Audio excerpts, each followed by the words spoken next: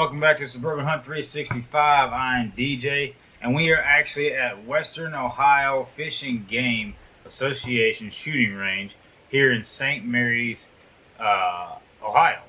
This is actually a members-only range, but as luck would have it, I saw their sign on the front there, found them on Facebook, was able to get in contact with them and pay the dues. So therefore, I was able to get on this range. That was only $30 a year. They've got a few benches here that can shoot. The range marks out to about 182, 84 yards, depending on what side of the range you're on. But then they've also got trap houses behind us. They got 3 trap houses. And they've also got a building over there that they actually lease out for events and what have you. So it's a pretty nice little place. I love finding places like this, albeit not free. It is a good place to go. So I got the target set up there at 100 yards. This is actually day 2 for me. I came out here yesterday, and as you can tell by some of the debris here, it is windy out here. But yesterday, I did what we talked about in the previous video. Now, if you haven't seen the previous Hornery SST video, there's a link above my head here. Follow that link and get familiar with what we're talking about. A lot of this is based off of that video. So in that video, just a real quick recap, there are several groups that would have two bullet holes pretty close together, and then another one would be like off to the side or down or up. It was all over the place. So I'd also noticed that there were several of those in previous groups and previous combos that we've seen. I went through all the videos that I had and actually found 11 different times out of the 66. Yeah, we've shot that many. Out of the 66 groups that we've shot so far, 11 of them has had that somewhat of a 1-2 and then some type of a flyer. Now, for those of you that saw last week's video, the 777 Magnums by far was the worst that I've seen as far as how far out that was. That was an over 4-inch spread because of one shot. So in that video, I questioned if I shot twice and then I cleaned the barrel, would it help? Well, after thinking about it, as a hunter, I'm not going to sit there and bring all my cleaning supplies out to the deer stand, especially a climbing stand, to do that. So one, you got the smell of everything, but 2, I got a lot more crap to carry out there. So what I decided to do yesterday, and we'll go through that here in a second, is shot twice, and I ran a horse snake through the barrel just twice to kind of clear out what I could, and then put that third shot down range, not touching the actual plug. Okay, mimicking what I would do out in the field. So horse snake through a couple times, and then third shot. So what I found out was kind of interesting. It did and it didn't help. So we're going to go through these real quick. So first up is last week's group of the 777 150 grain charge, and that group came in at 2 5/8 of an inch. So let's go ahead and let's see, does cleaning the bore out like that do anything?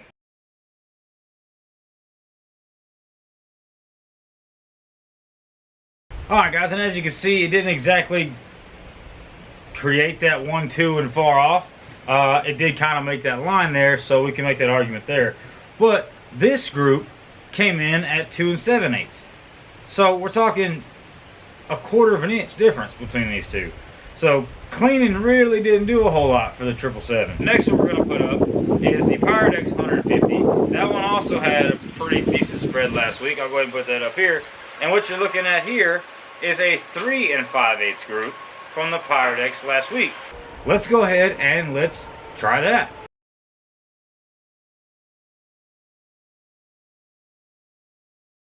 Alright, so here again we have a 3 5/8, which is just over a half for fractions, right? Just over a half. And then what you just saw was a 3/4 inch group, a 3 3/4 inch group. So we've actually gotten a little bit bigger by cleaning that. So, but there again, we are dealing with 5/8 versus 6/8. This one was only an 1/8 of an inch difference. So wiping the barrel down after the second shot really didn't do anything for these two. So the 777 and the Pellets, the original style powders as I call them, it didn't affect them at all. But here's the interesting thing. Now, we're going to move into the white hot 150 grain charge, and I'll show you the picture up here. That came in at a 4-inch group. 4-inch group, okay, with the white hot's 150 grain. Now, check this one out.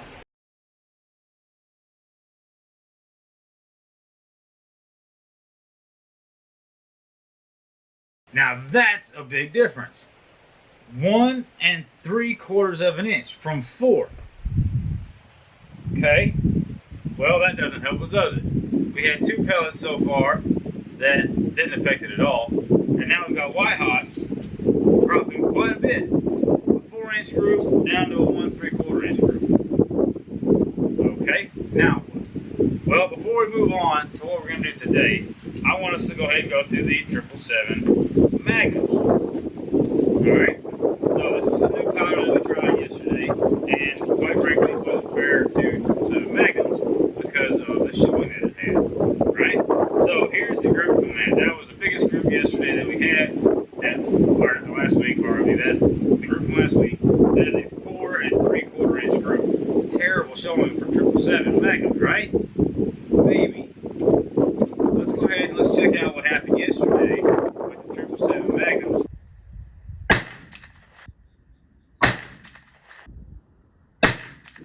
Alright, there again. That one came down to a 1 7/8 group. Now what am I supposed to do with that? A 4 3/4 inch group down to a 1 7/8 group. That's a respectable group. Now, had the 777 Magnums pulled that off yesterday, we would have been right off to the races with a good vibe with these 100 with the 777 Magnums. So, what changed? Obviously, between these 4 pellets, swabbing the board didn't matter. So, one of the comments that actually happened today, as a matter of fact, because today is Wednesday, and we just dropped the Hornady SST video this morning, and you guys have already put in comments about what your thoughts are here in this. And one of the comments actually was your pellet weight, which we've talked about before on this channel. So we're actually going to do that today. We're going to take the same 4, and what I've done is I've weighed them out. Alright guys, so the first up is going to be the 777 150 grain charge by volume as far as 3 pellets go. The actual weight for this, each one of these groups is going to be 90.6 grains.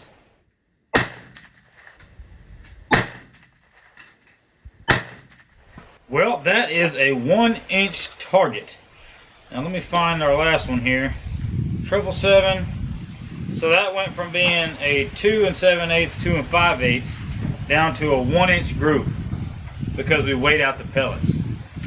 Now the interesting thing about that is if you've ever reloaded, you know that you could set up your grain, your weight of your projectile can be the same, your primer be the same, your cartridge be the same size, everything, neck down the same, everything's the same.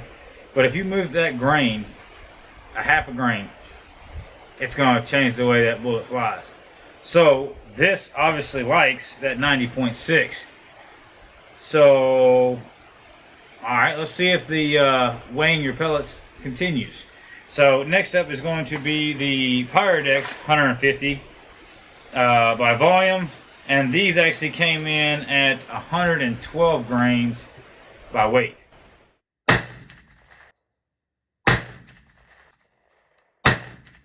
And that, ladies and gentlemen, is a 1 1/4 inch group out of the Pyrex when you weigh them. So we've gone from a 2 7/8, 2 5/8 down to a 1 inch, and then on these Pyrex, when we started, was 3 3/4 and then 3 5/8 ish. Now shooting 1 1/4 inch, all because we weighed out each one, making sure that each group had the same amount of powder. So far that's going boding well, pretty good for your weighing your pellets. So let's go ahead and let's move into the white hots. We'll save the T7s for last. Let's go ahead and move into white hot 150 grains. Now these actually weighed in at 99 grains.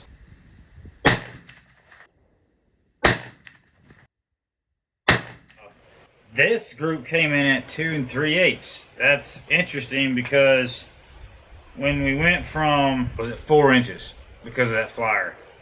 Then we come in here and we do a little bit of a clean bore. 2 shots, clean the bore. It came in at 1 3/4 of an inch. And now, with perfectly weighed pellets, it comes in at 2 3/8.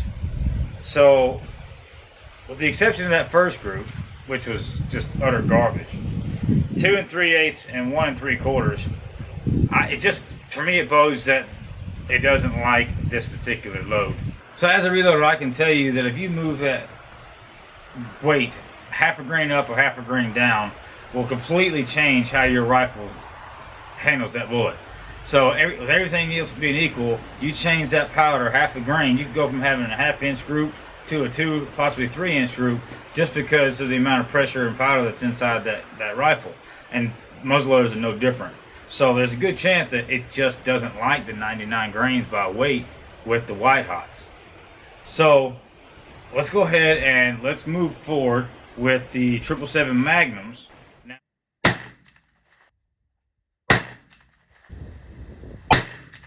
Alright, so that group comes in at 2 3/4. So it's a lot like what we just saw with the white hots, where the very first Bismol group that we had on last week's video was 4 3/4, and then we go to shoot 2, clean 1, comes down to a 1 7/8, so right at 2 inches, which is half the group, more than half the size. And then now we come over here, and now today we've got a 2 3/4 inch group.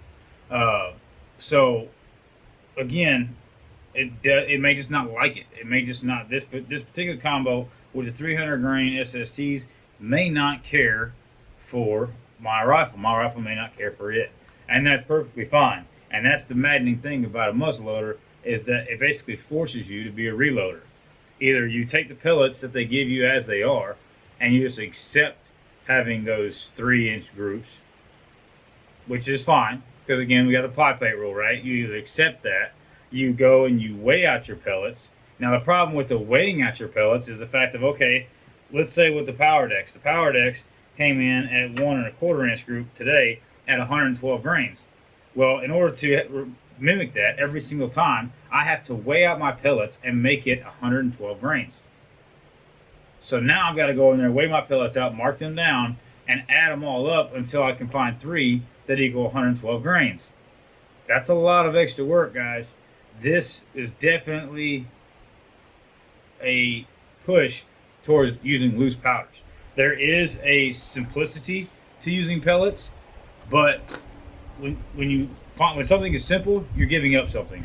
And in this case, it's probability of accuracy. Now, I say probability because of the fact that there's a reason why so many different comments out there.